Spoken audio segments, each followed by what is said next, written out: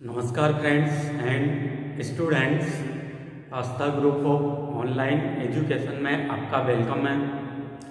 आज हम डिस्कस करने वाले हैं एक new topic, origin of seed habitat, बीज स्वभाव की उत्पत्ति।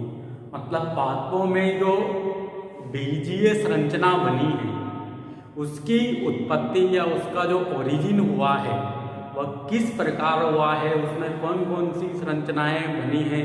पहले आपने देखा होगा कि एल्गी थे, ब्रायोफाइट थे, फिर टेरिडोफाइट थे। वहाँ तक कोई भी बीजीय संरचना या उन पादपों में बीज नहीं बनते हैं। जबकि जैसे हम जिम्नोस्पर्म में आते हैं और आगे एंजियोस्पर्म में आते हैं तो क्या होता है, बीजों का बनना, पादपों के अंदर बीजों का बनना शुरू हो जाता है। तो उन बीजों का बनना किस प्रकार हुआ या पादपों में बीज स्वभाव की उत्पत्ति किस प्रकार हुई, इसको आज हमें डिस्कस करना है। अगर हम बीज के बारे में कुछ नॉलेज लेना चाहें तो बीज होता क्या है, पहले तो हमें देखना पड़ेगा कि बीज होता क्या है। आप सभी जानते हो बीज में क्या क्या उपस्थित होता है। उसमें एक सीड कोट उपस्थित होता है, उसके अंदर भ्रूण उपस्थित होता है, कुछ मात्रा में भ्रूण कोष पाया जाता है। ऐसी संरचना होती है ना बीज की। तो बीज का निर्माण किसके द्वारा होता है, तो आपको यह भी पता होगा पादपों में जो बीजांड होते हैं जिम्नोस्पर्म और एंजियोस्पर्म में, वही आगे जाकर किसके रूप में कन्वर्ट हो जाता है या रूपांतरित हो जाता है, बीज के रूप में रूपांतरित हो जाता है। तो सीड इज ए, बीज क्या है,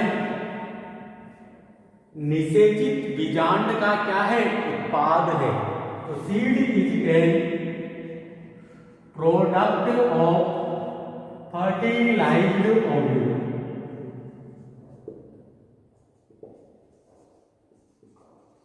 सीड क्या है, निषेचित बीजांड का क्या है, उत्पाद है।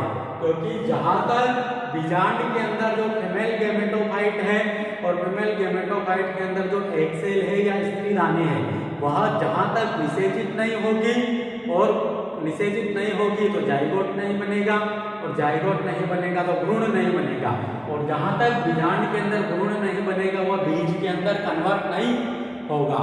और जैसे ही स्त्री दाने की एग सेल या किसी बीजांड में डायरेक्ट एग सेल ही होती है, उसकी एग सेल निषेचित होने के पश्चात जैसे ही वो भ्रूण में कन्वर्ट होती है तो उसी दौरान क्या होता है, जो ओव्यूल है वो किसके रूप में कन्वर्ट हो जाता है, सीड के रूप में या बीज के रूप में कन्वर्ट हो जाता है। इस प्रकार हम यहाँ से कह सकते हैं कि seed is a product of fertilised ovule. अब जो सीड होता है, सीड में जो भ्रूण बनेगा निषेचन के पश्चात, वह भ्रूण कहां पर होगा, तो आपको पता है सीड के यहाँ पर केंद्र में होगा नहीं होगा। और इसके चारों ओर क्या पाया जाता है, बीज के चारों ओर बीजावरण पाया जाता है, जिसे क्या कहा जाता है, सीड कोट कहा जाता है। अभी सीड कोट का निर्माण किसके द्वारा हुआ होगा, तो जो बीजांड के जो अध्यावरण होते हैं या बीजांड का जो इंटेग्यूमेंट होता है उसके द्वारा ही किसका निर्माण होता है, सीड कोट का या बीजावरण का निर्माण होता है।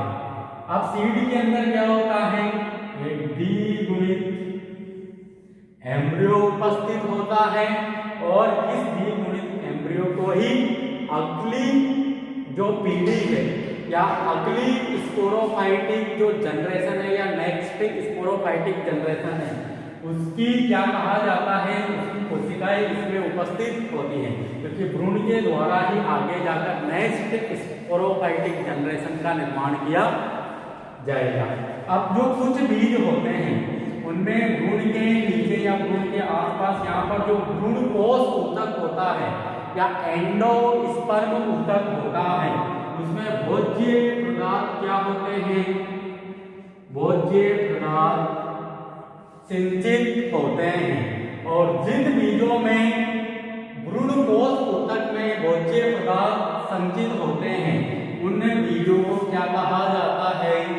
उन बीजों को कहा जाता है भ्रूण पोषी बीज या एंडोस्पर्मिक सीड। क्या कहेंगे उन्हें? भ्रूण पोषी बीज। मतलब जिन बीजों के अंदर भ्रूण कोष संचित मात्रा में भ्रूण कोष संचित होता है या भ्रूण कोष ऊतक में भोज्य पदार्थ संचित होते हैं उन्हें भ्रूण पोषी बीज या एंडोस्पर्मिक सीड कहा जाता है। और जिन बीजों में भ्रूण कोष ऊतक में भोज्य पदार्थ संचित नहीं रहेगा, मतलब भ्रूण कोष ऊतक ही नहीं रहेगा, सारा ही भ्रूण कोष ऊतक का या भोज्य पदार्थों का अवशोषण किसके द्वारा कर लिया जाएगा? इस भ्रूण के बीज पत्रों के द्वारा कर लिया जाएगा। तो जो भोज्य पदार्थ किसमें संचित हो जाएंगे? भ्रूण के बीज पत्रों में संचित हो जाएंगे। तो यहाँ पर भ्रूण कोष जैसा ऊतक नहीं है या भोज्य पदार्थ भ्रूण के बाहर की ओर संचित नहीं है। तो जिनमें भ्रूण कोष अनुपस्थित होता है उन बीजों को कहा जाता है भ्रूण पोषी बीज या नॉन एंडोस्पर्मिक सीड। क्या कहेंगे? नॉन एंडोस्पर्मिक सीड या एक्स एल्बुमिनस सीड। क्या कहेंगे? अभ्रूण पोषी बीज या नॉन एंडोस्पर्मिक सीड या एक्स एल्बुमिनस सीड्स जिनमें भ्रूण कोष नहीं होगा या भोज्य पदार्थ संचित नहीं होंगे। केवल भोज्य पदार्थ संचित होंगे तो कहां पर होंगे? इस भ्रूण के बीज पत्रों में संचित होंगे। तो हमने ये बीज की कुछ बेसिक बातें की कि बीज होता क्या है।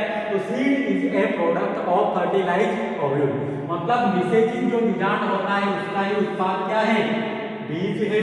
या बीजांड निषेचित होकर बीजांड के अंदर जो फीमेल गैमेटोफाइट है उसकी एग से निषेचित होने के पश्चात बीजांड किसके रूप में कन्वर्ट हो जाता है? बीज के रूप में कन्वर्ट हो जाता है। और बीज में एक तो भ्रूण उपस्थित होता है जो कि नेक्स्ट स्पोरोफाइटिक जनरेशन की कोशिकाएं रखता है, मतलब उसी के द्वारा अगली बीजाणु की पीढ़ी का निर्माण किया जाएगा। उसके पश्चात इसमें कुछ मात्रा में कुछ बीजों में भ्रूण कोष उपस्थित हो सकता है जिन्हें भ्रूण पोषी बीज या एंडोस्पर्मिक सीड या एल्बुमिनस सीड कहा जाता है। और जिन बीजों में यहाँ पर भ्रूण कोष नहीं होगा उन्हें अभ्रूण पोषी बीज या नॉन एंडोस्पर्मिक सीड या एक्स एल्बुमिनस सीड कहा जाता है। तो ये थी बीज के बारे में कुछ बेसिक बातें। अब इसके बाद हम देखते हैं कि जो सीड हैबिटेट है या बीजीय स्वभाव की उत्पत्ति है ये किस प्रकार हुई होगी। तो जो बीज है यह प्रकृति में लाखों हजारों लाखों वर्षों के प्रयासों का परिणाम है, क्योंकि प्रकृति में जो बीजीय पादप आए हैं वह हजारों लाखों करोड़ों वर्षों बाद में आए हैं। तो करोड़ों वर्षों तक उन्होंने बीज को बनाने के लिए या स्थल पर आने के लिए प्रयास किया होगा और उसके बाद ही क्या है उनमें बीजों का निर्माण हुआ है। पादपों में जो बीज स्वभाव का विकास हुआ है यह लंबे विकासीय प्रक्रमों की या लंबे समय तक विकास करने के जो प्रक्रम है उनके पश्चात एक चरम अवस्था के रूप में हुआ है। और बीजीय स्वभाव की जो उत्पत्ति होती है इसे हम 3 परिघटनाओं में विभेदित कर सकते हैं कि बीजीय स्वभाव के दौरान पादपों के अंदर कौन कौन से चेंजेज आए होंगे या कौन कौन सी संरचनाएं उन्होंने विकसित की होगी जिसके फलस्वरूप बीजों का निर्माण हुआ होगा। तो इसे हम 3 परिकल्पनाओं या 3 परिघटनाओं में हम इसे विभेदित कर सकते हैं। जैसे एक तो है विषम बीजाणुता का विकास। क्या है? विषम बीजाणुता का विकास या डेवलपमेंट ऑफ हेटेरोस्पोरी। क्या है? Development of heterospory. इसके बाद जो सेकंड परिघटना है एक तो पादपों ने किसका विकास किया होगा, विषम बीजाणुता का विकास किया होगा, जिसके फलस्वरूप बीजीय उत्पत्ति के कुछ संकेत मिले होंगे। इसके बाद है बीज का विकास या डेवलपमेंट ऑफ सीड, मतलब बीज के विकास के लिए पादप ने क्या क्या किए होंगे, उसमें अध्यावरणों का विकास हुआ होगा, जो संवहन मंडल है जो कि बीजांडकाय और अध्यावरण को सप्लाई देते होंगे, उनका विकास हुआ होगा, बीजांड द्वारा कोलन चैम्बर का इनका विकास किस प्रकार हुआ होगा, ये सब हम बीज के विकास या डेवलपमेंट ऑफ सीड के अंदर देखेंगे। और जो बीजांड का जो विकास है वह किस प्रकार बना होगा, उसके दौरान कौन कौन सी परिघटनाएं हुई होगी, तो उस दौरान क्या हुआ होगा, हेटेरोस्पोरी का विकास हुआ होगा, क्योंकि जो निम्न कुल के जो पादप थे, जैसे हम ब्रायोफाइट्स की ही बात करें तो जो सभी लगभग से जो सभी ब्रायोफाइट्स हैं वो कैसे हैं, समबीजाण्विक हैं, उनमें लघु बीजाणु गुरु बीजाणु जैसी कोई संरचनाएं उपस्थित नहीं थी। जैसे टेरिडोफाइटा के अंदर आए तो लघु बीजाणु गुरु बीजाणु धीरे धीरे उनका विकास होता गया, मतलब हेटेरोस्पोरी का डेवलपमेंट होता गया। और जैसे ही हम जिम्नोस्पर्म में आए तो जिम्नोस्पर्म के अंदर तो लघु बीजाणु दानी के अंदर लघु बीजाणु, गुरु बीजाणु दानी के अंदर गुरु बीजाणु बनने लग गए, जबकि जो टेरिडोफाइट आते हैं उनमें तो कभी कभी एक ही बीजाणु दानी के अंदर दोनों ही प्रकार के बीजाणुओं का निर्माण हो जाता था।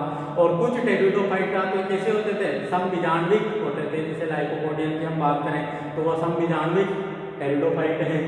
तो धीरे धीरे उनमें क्या हुआ होगा, हेटेरोस्पोरी का डेवलपमेंट हुआ होगा या विषम बीजाणुता का विकास हुआ होगा।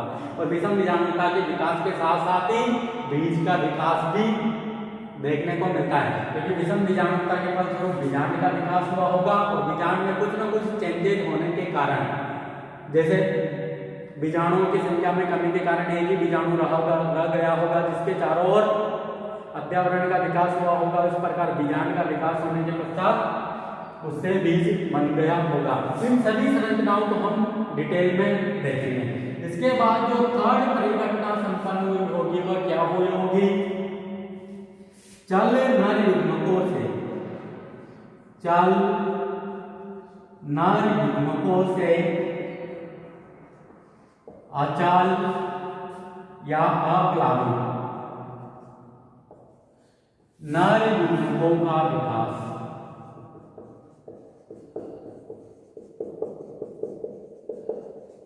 तो थर्ड परिघटना क्या संपन्न हुई होगी, चल नर युग्मकों से अचल या अप्लावी नर युग्मकों का विकास। तो आप सभी को पता है जो एलगी होती है, ब्रायोफाइट्स होते हैं, इनमें क्या होते हैं, नर युग्मक काफी बड़े बड़े होते हैं और उनमें सीढ़ियां कोशिका जैसी संरचनाएं पाई जाती थी। उन्हें कौन से नर युग्मक कहेंगे, चल तथा बड़े नर युग्मक कहेंगे। उनसे धीरे धीरे किसका विकास हुआ होगा, अचल तथा छोटे नर युग्मकों का विकास हुआ होगा। अचल मतलब जिनमें कशाभिकाएं पक्षमाप जैसी संरचना नहीं पाई जाती होगी और वह उनका आकार काफी धीरे धीरे छोटा होता गया, जिसके कारण अचल अप्लावी और छोटे नर युग्मकों का विकास संपन्न हुआ होगा। अब इस परिघटना को भी हम डिटेल में समझेंगे। तो पहले हम बात करते हैं विषम बीजाणुता का विकास या डेवलपमेंट ऑफ हेटेरोस्पोरी। तो जो विषम बीजाणुता है इसका विकास किस प्रकार हुआ होगा। विषम बीजाणुता का मतलब क्या होता है, दो प्रकार के बीजाणुओं का बनना, एक तो लघु बीजाणु और एक गुरु बीजाणु। दोनों ही प्रकार के बीजाणुओं का बनना एक ही पादप के ऊपर क्या कहलाता है, विषम बीजाणुता कहलाता है। जैसे जो एल्गी और ब्रायोफाइट्स थे वो तो कैसे पादप हैं, सम बीजाण्विक पादप हैं। जैसे ही हम टेरिडोफाइटा के अंदर आते हैं तो टेरिडोफाइटा में कुछ टेरिडोफाइटा तो क्या है, समबीजाण्विक है और कुछ टेरिडोफाइटा कैसे हैं, विषम बीजाण्विक है। विषम बीजाणु का मतलब कुछ टेरिडोफाइटा में लघु बीजाणु और गुरु बीजाणु दोनों ही बनने लग जाते हैं। जैसे विषम बीजाणु टेरिडोफाइटा की हम बात करें तो विषम बीजाणु टेरिडोफाइटा कौन कौन से हैं? एक तो सिलेजिनेला है, एक मार्सिलिया है, जिसमें हमें 2 प्रकार के बीजाणु देखने को मिलते हैं। और इन बीजाणुओं का निर्माण खास बात यह है कि दोनों ही प्रकार के बीजाणुओं का निर्माण एक ही बीजाणुदानी के अंदर होता था। तो ये तो था टेरिडोफाइटा के अंदर, मतलब लघु बीजाणु और गुरु बीजाणु का निर्माण तो हो चुका था, परंतु ये दोनों ही प्रकार के बीजाणु एक ही बीजाणुदानी के अंदर उपस्थित थे। और हमने जब पिछले ईयर बीएससी पार्ट फर्स्ट में हमने जब सिलेजिनेला पढ़ा था, तो वहां पर देखा था कि उस सिलेजिनेला पादप में क्या होता था, बीज की उत्पत्ति के संकेत हमें दिखाई दे रहे थे, क्योंकि उसकी जो गुरु बीजाणु था वह गुरु बीजाणुदानी से रिलीज नहीं होता और गुरु बीजाणुदानी के अंदर ही कुछ समय तक वह डेवलप होता रहता है और न्यू स्पोरोफाइटिक जनरेशन के रूप में डेवलप होता है। तो वहां पर सिलेजिनेला जो पादप था वहीं से ही हमें बीज की उत्पत्ति के कुछ संकेत तो मिल ही गए थे, परंतु फिर भी अगर टेरिडोफाइटा और जिम्नोस्पर्म के बीच में जो टेरिडोस्पर्म जो पादप हैं उनकी बात करें तो उनमें बीज का निर्माण हो चुका था, परंतु आज वो पृथ्वी पर जीवित नहीं है, जीवाश्म के रूप में पाए जाते हैं। मतलब जो जीवाश्मीय टेरिडोस्पर्म पादप हैं उनके पादपों में बीजों का निर्माण हो चुका था या बीज लाइक संरचना उनमें बन चुकी थी, जिनमें एक अध्यावरण था, अंदर बीजांडकाय उपस्थित था, फीमेल गेमेटोफाइट के अंदर एक सेल उपस्थित थी। ऐसी संरचनाएं वहां पर हमें देखने को मिलती हैं।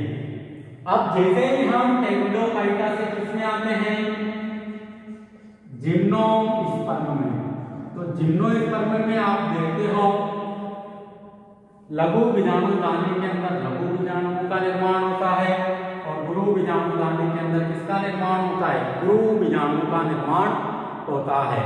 और गुरु बीजाणुदानी में केवल एक ही गुरु बीजाणु उपस्थित होता है और यही गुरु बीजाणु आगे जाकर फीमेल गेमेटोफाइट और स्त्रीदानी का निर्माण करने का कार्य करता है। और यहाँ पर जो ये गुरु बीजाणुदानी है इसके चारों ओर किसका निर्माण हो चुका था, अध्यावरण का निर्माण हो चुका था। इस प्रकार अध्यावरण युक्त गुरु बीजाणुदानी को हमने क्या बोल दिया था, बीजांड बोल दिया था। तो टेरिडोफाइटा से जैसे हम जिम्नोस्पर्म में आते हैं तो लघु बीजाणुदानी अलग होगी, गुरु बीजाणुदानी अलग होगी। लघु बीजाणुदानी के अंदर लघु बीजाणुओं का निर्माण होता है और गुरु बीजाणुदानी के अंदर गुरु बीजाणु बनता है जिसकी संख्या 1 होती है और गुरु बीजाणुदानी अध्यावरण युक्त में देखने को मिलती है। तो इस प्रकार धीरे धीरे कुछ न कुछ विशेष प्रकार की संरचनाओं का निर्माण हुआ। अब यहाँ पर हमने जो टेरिडोफाइट्स जो पादप थे इनमें जो लघु बीजाणुदानी पाई जाती थी उसमें बहुत सारे लघु बीजाणु उपस्थित थे। उसी प्रकार जो गुरु बीजाणुदानी पाई जाती थी उसमें भी बहुत सारे गुरु बीजाणु उपस्थित थे, परंतु धीरे धीरे जो ये गुरु बीजाणु थे इनकी संख्या कम होती गई और जिम्नोस्पर्म में आते आते केवल एक ही गुरु बीजाणु शेष रह गया। तो इस प्रकार इनकी संख्या किस प्रकार कम हुई होगी जिससे कि गुरु बीजाणुदानी का या गुरु बीजाणुओं का विकास हुआ होगा। गुरु बीजाणुदानी में एक ही गुरु बीजाणु शेष रह गया होगा। तो इन सभी को हम पॉइंट टू पॉइंट समझने की कोशिश करते हैं। बीज स्वभाव की जो उत्पत्ति थी उसका जो प्रथम चरण की बात करें तो प्रथम चरण क्या था, विषम बीजाणुता का विकास। और विषम बीजाणुता का मतलब क्या होता है, 2 प्रकार के बीजाणुता में विकास करना है। तो जो बीजीय पादपों की स्वभाव की या बीजीय स्वभाव की जो उत्पत्ति है उसका प्रथम चरण ऐसे पादपों का विकास करना है जिसमें 2 प्रकार के बीजाणु पाए जाते हैं। ऐसे पादप बनाएंगे जिसमें 2 प्रकार के बीजाणु पाए जाते हैं और वो कौन कौन से, एक तो लघु बीजाणु और एक गुरु बीजाणु। तो अगर आप बीजीय पादपों के अंदर जाकर देखें तो अगर जिम्नोस्पर्म को ही देख लो तो जिम्नोस्पर्म में 2 प्रकार के बीजाणु पाए जाते हैं, एक तो लघु बीजाणु और एक गुरु बीजाणु। इस प्रकार के पादपों का विकास या इस प्रकार के बीजाणुओं का विकास किस प्रकार हुआ होगा यह हमें देखना है।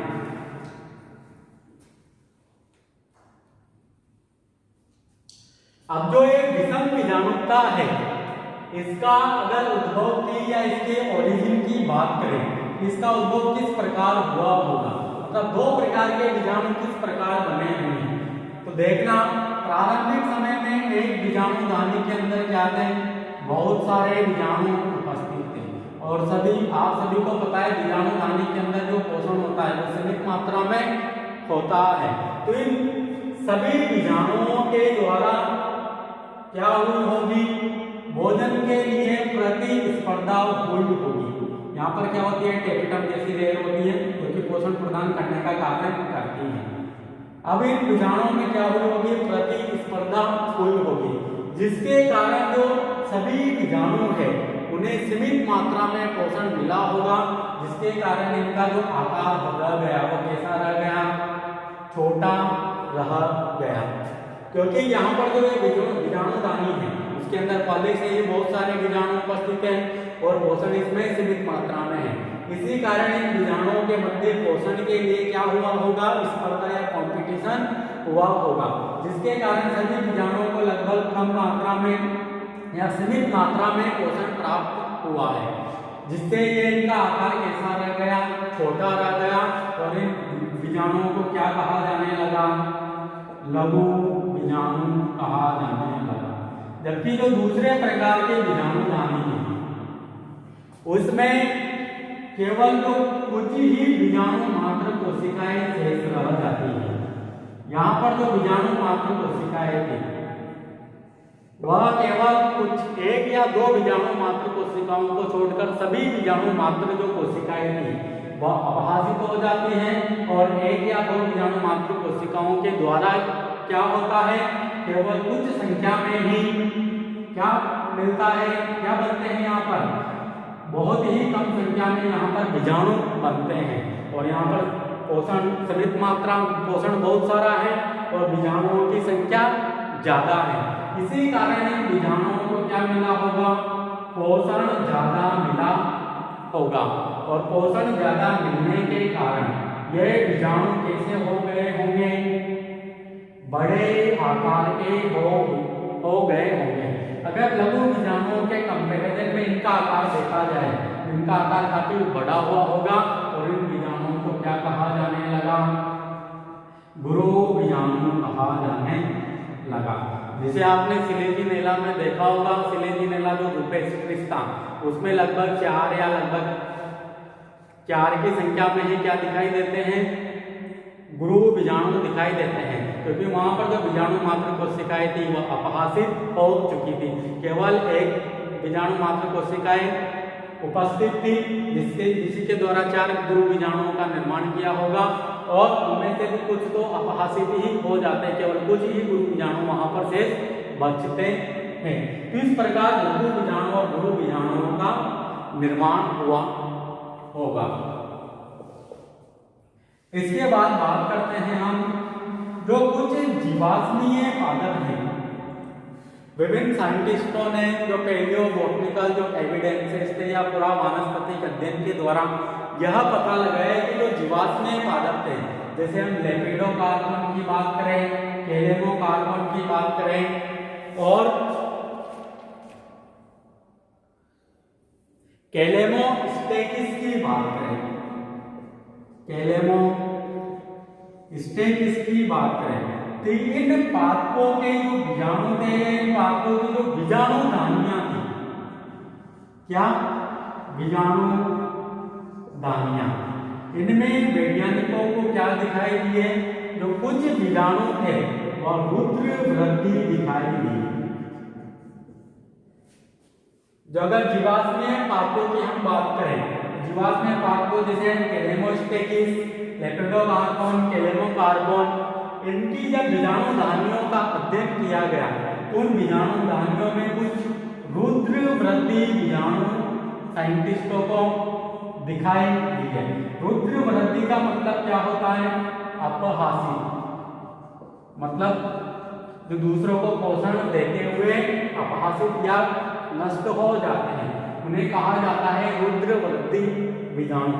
तो इन जीवाश्मीय पादपों में रुद्र वृद्धि बीजाणुओं का पाया जाना क्या रिप्रेजेंट करता है, विषम बीजाणुता की उत्पत्ति को रिप्रेजेंट करता है, क्योंकि जो कुछ बीजाणु है यहाँ पर रुद्रवर्ती अवस्था में पाए गए, जो कि ये बीजाणु दूसरे बीजाणुओं को पोषण देकर यहाँ से नष्ट हो जाते हैं। इस कारण जो दूसरे बीजाणुओं का आकार है वह पोषण ग्रहण करके काफी बड़ा हो जाता है। इस प्रकार गुरु बीजाणुओं का निर्माण हो जाता है। तो जो रुद्रवर्ती जो संरचनाएं थी और जीवाश्मीय पादपों में देखी गई है।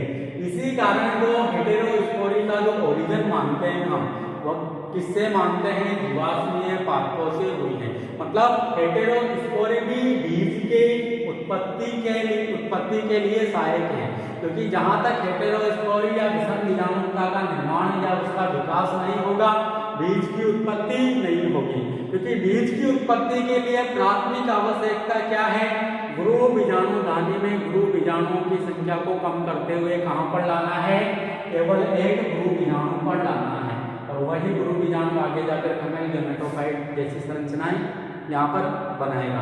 तो गुरु बीजाणुओं की संख्या में कमी कैसे आएगी? तो कुछ बीजाणु यहाँ पर क्या होने चाहिए? अपहासित होनी चाहिए, और बीजाणु मात्र कोशिका भी अपहासित होनी चाहिए, ताकि दूसरे बीजाणुओं को पोषण ज्यादा मात्रा में मिल सके और बड़ा आकार ग्रहण कर सके, और धीरे धीरे उनकी संख्या भी कम हो सके। इस प्रकार केवल बीजाणु दानी के अंदर एक ही गुरु बीजाणु शेष रह जाता है, और फिर धीरे धीरे विकास के दौरान उस गुरु बीजाणुदानी के चारों ओर अध्यावरण का भी विकास होता है, जिसके कारण एक बीजांड जैसी संरचना बनती है। और हमने यही तो पढ़ा था कि जो बीज किसका रूपांतरित भाग होता है, तो बीजांड के ही रूपांतरण से क्या बनता है? बीज बनता है। तो हेटेरोस्पोरी यहाँ पर योगदान दे रही है या नहीं दे रही? तो दे रही है ना। तो हेटेरोस्पोरी का जो विकास माना जाता है या हेटेरोस्पोरी का जो उद्भव माना जाता है, वह जीवित पादपों से नहीं बल्कि जीवाश्मीय स्वरूपों से या जीवाश्मीय पादपों से माना जाता है। अब इसके बाद हम बात करते हैं जो प्रारंभिक समय में जो पादप थे वह कैसे थे? समबीजाण्विक पादप थे। जैसे हमने ब्रायोफाइटा की बात की, तो all the bryophytes are homosporous, मतलब समबीजाण्विक पादप है। और समबीजाणुता क्या है? एक प्रिमिटिव कैरेक्टर है, जिसके द्वारा क्या हुआ? विषम बीजाणुता का निर्माण हुआ। क्योंकि पहले समबीजाणुता थी, टेरिडोफाइटा में आए तो विषम बीजाणुता का विकास हो गया। अब जो यहाँ पर जो ये विषम बीजाणुता के दौरान हमने दो प्रकार के बीजाणु बनाए हैं। कौन कौन से? एक तो लघु बीजाणु और एक ये गुरु बीजाणु। अब ये आकार के आधार पर तो असमान है, मतलब लघु बीजाणु कैसे आकार के हैं? छोटे आकार के हैं, और गुरु बीजाणु बड़े आकार के हैं। तो आकार के आधार पर तो हमने इन्हें बांट दिया कि लघु बीजाणु छोटे हैं, गुरु बीजाणु बड़े हैं। परंतु आकार के साथ साथ इनमें एक और क्या भिन्नता होती है? इनमें फिजियोलॉजिकल भिन्नता भी पाई जाती है। कौन सी भिन्नता? फिजियोलॉजिकल, या इनकी जो फिजियोलॉजी होती है वह भी डिफरेंट होती है, या इनकी जो कार्य जो क्षमता होती है वह भी अलग होती है। जैसे अभी हमने जिम्नोस्पर्म के दौरान, जिम्नोस्पर्म में जो लघु बीजाणु थे इनसे क्या बनाया था? मेल गैमेटोफाइट का निर्माण किया था आपने किया था। जबकि जो गुरु बीजाणु थे उनसे क्या बन रहे थे? उनसे बन रहे थे फीमेल गैमेटोफाइट या भ्रूण कोष। क्योंकि फीमेल गैमेटोफाइट को ही क्या कहा जाता है? भ्रूण कोष कहा जाता है। तो फिजियोलॉजिकल दृष्टि से देखें तो यह असमान हुए या नहीं हुए, तो इनमें आकारिकीय व कार्यकीय भिन्नता भी देखने को मिलती है। मतलब लघु बीजाणु के द्वारा मेल गैमेटोफाइट का निर्माण किया जाएगा, और गुरु बीजाणु के द्वारा फीमेल गैमेटोफाइट का निर्माण किया जाएगा। अब जो मेल गैमेटोफाइट है इसी के अंदर क्या बनेंगे? मेल गैमेट बनेंगे, और फीमेल गैमेटोफाइट के अंदर क्या बनेगी? स्त्रीदानी भ्रूण कोष जैसी संरचनाएं हमें देखने को मिलेगी। तो यह आकारिकीय दृष्टि से और कार्यकीय दृष्टि से भी भिन्नता दर्शाते हैं। अब जो यहाँ पर मेल गैमेटोफाइट बन रहा है और जो फीमेल गैमेटोफाइट बन रहा है, इनका जो विकास होता है वह कहाँ पर होता है? इनका विकास होता है बीजाणु भित्ति के अंदर। क्योंकि हमने जब मेल गेमेटोफाइट बनाया था उसकी संरचना इस प्रकार थी, एक उसमें कोलन ट्यूब उपस्थित थी और यहाँ पर कुछ कोशिकाएं उपस्थित थी जहाँ पर मेल गेमेट ट्यूब न्यूक्लियाई और कुछ पीसी सेल, जनरेटिंग सेल ऐसी कोशिकाएं यहाँ पर हमें दिखाई देती हैं। तो जो ये मेल गेमेटोफाइट बना है ये किसके अंदर बना है? बीजाणु भित्ति के अंदर बना है, क्योंकि लघु बीजाणु ही अंकुरित होकर इस संरचना का 4 या 5 कोशिकीय संरचना का निर्माण करता था। तो मेल गेमेटोफाइट का विकास भी किसके अंदर हुआ है? बीजाणु भित्ति के अंदर। वैसे ही जो फीमेल गेमेटोफाइट का जो विकास हुआ है वह कैसे होता था? जो लघु बीजाणु था उसी के अंदर यहाँ पर क्या बनता था? नीचे की तरफ तो भ्रूणकोश बनता था और ऊपर की तरफ स्त्रीधान्या या एक सेल जैसी संरचना बनती थी।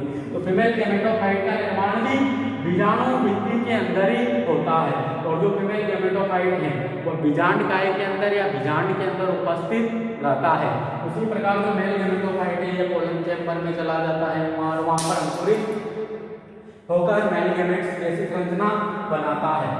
तो जो ये मेल गेमेटोफाइट है और जो फीमेल गेमेटोफाइट है इनकी आकार की हम बात करें तो आकार में जैसे काफी छोटे हैं। मतलब जो गेमेटोफाइट जनरेशन होती है इनमें या जो मेल व फीमेल गेमेटोफाइट होते हैं ये काफी समानित प्रकृति की या काफी रिड्यूस प्रकृति की संरचनाएं होती हैं। कैसी होती है? रिड्यूस प्रकृति की संरचनाएं होती है या समानित प्रकृति की संरचनाएं होती है। जबकि आप टेरिडोफाइटा के अंदर देख लो, ब्रायोफाइटा के अंदर देख लो, जो गेमेटोफाइट जनरेशन होती है यह एक बड़े प्रोथेलस के लाइक संरचना होती है जो स्वयं प्रकाश संश्लेषण करेगा। पता है ना आपको? उनमें जब बीजाणुओं का अंकुरण होता था तो बाहर की ओर ऐसी थैलस लाइक संरचना बनती थी जिसे हम प्रोथेलस कहते थे। उसी के ऊपर स्त्रीधानी और कुंदानी बनती थी। तो यहाँ पर बाहर बीजाणु भित्ति से बाहर की ओर किसका निर्माण होता था? युग्मकोद्भिद का निर्माण होता था। जबकि यहाँ पर बीजाणु भित्ति के अंदर युग्मकोद्भिद का निर्माण होता था। और यहाँ तो ऐसा भी है जो फीमेल गेमेटोफाइट बनेगा वो कहाँ पर बनेगा? बीजांड के अंदर बनेगा। तो इन गेमेटोफाइट को या जो मेल व फीमेल गेमेटोफाइट है इनको शुष्कता जैसी परिस्थितियों का सामना नहीं करना पड़ता। किसका? शुष्कता। शुष्कता मतलब अगर पानी की कमी है तो उसका सामना नहीं करना पड़ता। पोषक पदार्थ इनको सीमित मात्रा में उपलब्ध हो जाते हैं क्योंकि प्लांट बॉडी के द्वारा या जिस भी स्पोरोफाइट पर ये लगे हुए रहते हैं उसके द्वारा इनको उपलब्ध करवाए जाएंगे सावन वेस्कुलर बंडल के द्वारा। क्योंकि बीजांड कहाँ पर होता है? फीमेल पादप पर उपस्थित होता है। तो उसी के द्वारा जितना भी पोषण इसको चाहिए था, जितना भी पानी इसको चाहिए था, सब इसको उपलब्ध करवाया जाएगा बीजांड को। जबकि जो वहां पर टेरिडोफाइटा ब्रायोफाइटा के अंदर जो प्रोथेलस बना था उस वह स्वयं जड़ें विकसित करता है, स्वयं प्रकाश संश्लेषण करके फूड बनाता है। मतलब जो बीजाणुद्भिद पादप है उसके द्वारा कुछ भी सप्लाई इसको नहीं दी जाएगी। जबकि यहाँ पर जो ओवरऑल पैसिविटी है जिम्नोस्पर्म और एंजियोस्पर्म के अंदर वह ओवरऑल पैसिविटी किसके द्वारा प्रदान की जाएगी? जो पैतृक जो प्लांट होगा या जो पेरेंट प्लांट होगा उसके द्वारा प्रोवाइड की जाएगी। तो इस प्रकार विषम बीजाणुता का विकास संपन्न होता है। तो यहाँ से हमें 2 पॉइंट निकलकर आते हैं कि जो विषम बीजाणुता की जो उत्पत्ति हुई है वह जीवित स्वरूपों से नहीं या जीवित पादपों में नहीं, जबकि इनकी उत्पत्ति के संकेत हमें कहाँ से मिले हैं? जीवाश्मीय स्वरूपों से या जीवाश्मीय पादपों से मिले हैं। जैसे हमने केलेमोस्टेगिस की बात की, केलेमोकार्पन की बात की, लेपिडोकार्पन की, लेपिडो उसकी हमने बात की। तो वहां से हमें संकेत मिले हैं किसके? विषम बीजाणुता के। हालांकि जो सिलेजिनेला है टेरिडोफाइटा के अंदर वहां से भी हमें विषम बीजाणुता की या बीजीय स्वभाव की उत्पत्ति के संकेत हमें देखने को मिले हैं। इसी प्रकार हम बात करें कि जो विषम बीजाणुता का जो ओरिजिन हुआ है या इसकी जो उत्पत्ति हुई है वह बीजाणुधानी के अंदर कुछ बीजाणुधानी के अंदर कुछ बीजाणुओं के अपघटन के फलस्वरूप विषम बीजाणुता हमें देखने को मिलती है, क्योंकि जहाँ तक अपघटन नहीं हुआ था वहाँ तक सारे ही बीजाणु कैसे थे, एक समान थे। अपघटन के पश्चात ही कुछ बीजाणुओं को पोषण मिलने लगा और वो बड़े साइज के हो गए। इस प्रकार विषम बीजाणुता की उत्पत्ति हमें देखने को मिलती है। तो यह हमारा आज फर्स्ट पॉइंट क्लियर हो गया, विषम बीजाणुता का विकास, उसकी उत्पत्ति कैसे हुई, उसकी उत्पत्ति और उसके साथ उसका विकास किस प्रकार हुआ, और ये बीजीय पादपों में या जो बीजीय पादपों की उत्पत्ति में किस प्रकार योगदान दे रही है, इसको आज हमने देखा। अब कल हम बात करेंगे बीज का विकास, जहाँ पर हम अध्यावरण का विकास देखेंगे और कौन कौन सी ऐसी संरचनाएं बनी हैं जो बीज स्वभाव में योगदान देती हैं, तो उनका स्टडी हम नेक्स्ट वीडियो लेक्चर के अंतर्गत करेंगे। तो आज के लिए केवल इतना ही काफी है आपके लिए। नेक्स्ट अगली क्लास में, धन्यवाद।